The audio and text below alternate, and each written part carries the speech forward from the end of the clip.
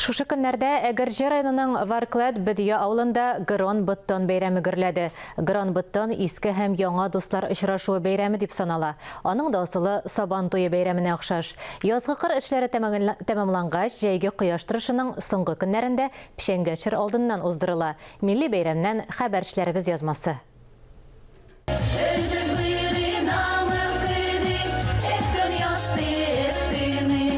Удмурт халкының мәҗүсилек чорыннан калган традицияләрен һәм гореф-гадәтләрен чагылдырган әлеге бәйрәмдә Татарстан районнарыннан да, башка республикалардан да кунаклар күп булды.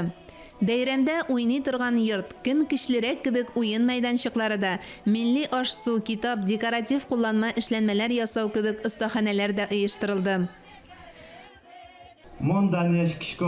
Мон Удмурт шусы. Шулай ук төп бәйге кызлар арасында Шиберина, ир-егетләр арасында батыр бәйгеләр үтте. Шиберина, ягъни иң шибәр кыз итеп, Балтач районыннан Алина Калинина сайланды. Ә батыр Роман Матвеев Әгерҗе районында яши. Бәйрәмне уздыру өчен бик матур урын Миклай Ошмес чишмәсе яны сайланган. Ә чишмә су тормыш чыганагы.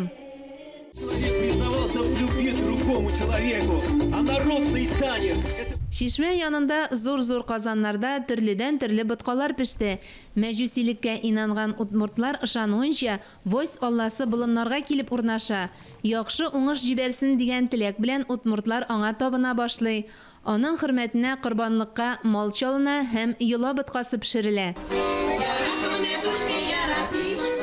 Шунысын да искәртеп үтик, Татарстанда Грон-Буттон 1998 елдан башлап республика күләмендә үткәрелә. Мөршидә Җиһан, Тахир Хәсәнов, Татарстан яңалыклары.